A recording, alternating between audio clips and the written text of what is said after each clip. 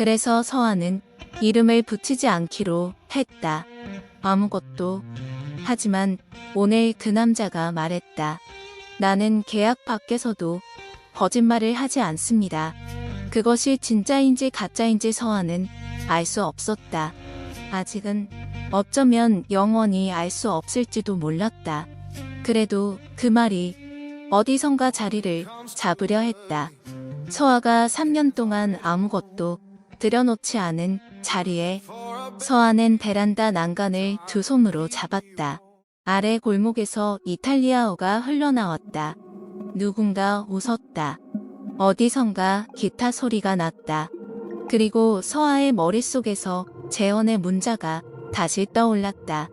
재혁이 병원 기록을 샀습니다. 그것이 어떤 기록인지 서준은 알지 못했다. 아직은 재원도 몰랐다.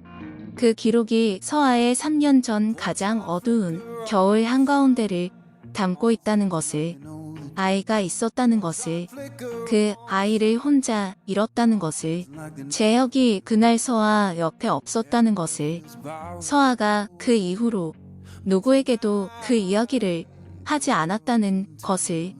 만약 서준이 그것을 알게 된다면 서아는 그 생각의 끝에서 멈췄다. 두 손이 난간을 쥔 채로 굳었다. 만약 그가 알게 된다면 서아는 그의 눈을 볼 수 있을까? 동정, 혹은 더 나쁜 것. 이해, 혹은 그보다 더 나쁜 것. 가까워지려는 마음. 그중 어떤 것도 서아는 원하지 않았다. 원하지 않아야 했다. 서아가 난간에서 손을 뗐다. 방 안으로 들어와 창문을 닫았다. 샤워를 하고 이를 닫고 침대에 누웠다. 서준은 이미 자신의 쪽에 누워 있었다. 등을 보이고 있었다. 조용했다. 서아는 천장을 봤다. 포지타노의 밤은 소리도 없이 깊어지고 있었다. 나는 계약 밖에서도 거짓말을 하지 않습니다. 그 문장이 또 왔다. 이번에는 더 고요하게, 아까보다 조금 더 깊은 곳에서. 서아는 눈을 감았다. 잠들려 했다. 잠들어야 했다.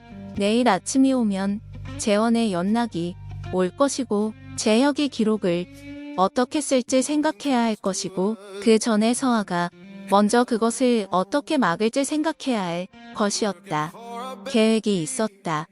항상 계획이 있었다. 그런데 이 밤은 계획이 자꾸 한 문장 앞에서 멈추었다. 서아는 눈을 떴다. 창문 틈으로 포지타노의 달이 얇게 들어왔다. 흰 리넨 위에 달빛이 고였다. 서준의 등이 조용히 숨을 쉬고 있었다. 서아는 그 등을 오래 보지 않으려고 다시 눈을 감았다. 그리고 그것이 소용이 없다는 것을 곧 알았다. 눈을 감으면 더 또렷하게 보였다. 그의 등이 아니라 그 말이. 계약 밖에서도 거짓말을 하지 않는다는. 서아는 입술을 한번 깨물었다. 그리고 자신이 지금 무엇이 두려운지를 아주 천천히 조각조각 인정하기 시작했다. 재혁이 두려운 것이 아니었다. 기록이 두려운 것도 아니었다. 두려운 것은 그 기록을 서준이 알게 되었을 때 그의 눈에서 동정이 아닌 다른 무언가를 보게 될지도 모른다는 것이었다. 그리고 그 다른 무언가에 서아가 무너질지도 모른다는 것이었다. 오래된 규칙이 삐걱거리는 소리를 서아는 그날 밤 처음으로 들었다. 밤이 깊어지고 있었다. 서아는 천장을 바라보다가 벽을 바라보다가 결국 일어났다. 잠이 오지 않았다. 정확히는 잠이 오려고 할 때마다 어떤 문장이 그 문을 막아섰다. 서아는 이불을 걷어내고 발을 내렸다. 맨발이 대리석에 닫혀 서늘한 감각이 발바닥을 타고 올라왔다. 그것이 조금 나았다. 차가운 것이 명료함을 만들었다. 서준은 자고 있었다. 적어도 그렇게 보였다. 등을 보인 채로, 호흡이 고르게 가라앉은 채로. 서아는 그 방향을 보지 않으려고 했다. 그래서 보지 않았다. 대신 테라스 쪽으로 걸어갔다. 미닫이 유리문을 밀었다. 포지타노에 밤 공기가 들어왔다. 아까보다 조금 더 선선해졌다. 7월의 이탈리아 밤이라고 해도 이 시간이 되면 공기가 달랐다. 낮에 열기가 빠져나가고 바다가 숨을 내쉬는 시간. 아래로는 골목의 불빛이 여전히 살아있었고 더 아래로는 해안을 따라 늘어선 조명들이 수면 위에 흔들리고 있었다. 서아는 테라스 의자에 앉았다. 낡지 않은 의자였지만 나무가 따뜻했다. 낮 동안 햇볕을 머금고 있었던 것인지 아니면 서아 자신의 체온이 그렇게 느끼게 하는 것인지 알 수 없었다. 무릎 위에 두 손을 올려놓았다. 포지타노의 야경은 아름다웠다. 절벽을 따라 점점이 바뀐 불빛들, 멀리 해수면 위에 떠있는 배의 등대, 구름이 거친 하늘에 별이 드문드문. 서아는 그것을 보았다. 봐야겠다고 생각한 것이 아니라 눈을 열어두면 자연스럽게 그것이 들어왔다. 이런 곳에서 이런 밤을 이런 이유로 앉아있다는 것이 어딘가 이상하다고 느꼈다. 3년 전 서아가 그려두었던 복수의 청사진 안에는 이런 장면이 없었다. 이탈리아 해변 마을의 새벽, 잠 못 이루는 밤, 누군가의 말이 머릿속에서 지워지지 않는 일. 서아는 그 청사진을 촘촘하게 짰다. 빈틈이 없게, 감정이 끼어들 자리가 없게, 그래야 완성할 수 있다고 믿었다. 그런데 이 밤은 청사진 바깥이었다. 서아는 눈이 무거워지는 것을 느꼈다. 몸이 어느 순간부터 피로를 호소하고 있었던 모양이었다. 밀어내고 있었는데 이제 버텨지지 않는 방식의 피로였다. 의자 등받이에 기대었다. 포지타노의 불빛들이 조금 흐릿해졌다. 눈을 깜빡였다. 또 흐릿해졌다. 서아는 눈을 감지 않으려 했다. 그러나 눈이 더 이상 말을 듣지 않았다. 그렇게 잠이 왔다. 소리도 없이 포지타노의 야경을 배경으로 의자 등받이에 등을 기댄 채로 무릎 위에 두 손을 올린 채로 서아는 잠들었다. 유리문이 조용히 열렸다. 서준은 처음부터 자고 있지 않았다.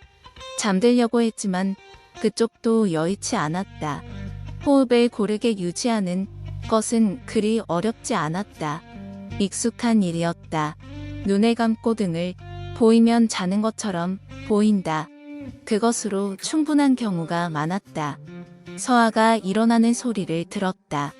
맨발이 대리석에 닿는 소리, 유리문이 열리는 소리. 서준은 잠시 기다렸다. 테라스에서 아무 소리도 나지 않았다. 바람 소리만 들어왔다. 서준은 천천히 일어났다. 유리문 너머를 보았다. 서아가 테라스 의자에 앉아 있었다. 등받이에 기대어 머리가 약간 옆으로 기울어진 채로 무릎 위에 두 손이 힘없이 놓여 있었다. 서준은 그 자세를 한번 보았다. 잠들었다. 서준은 잠시 서 있었다. 깨울지, 그냥 둘지. 그러나 그 계산보다 먼저 손이 움직였다.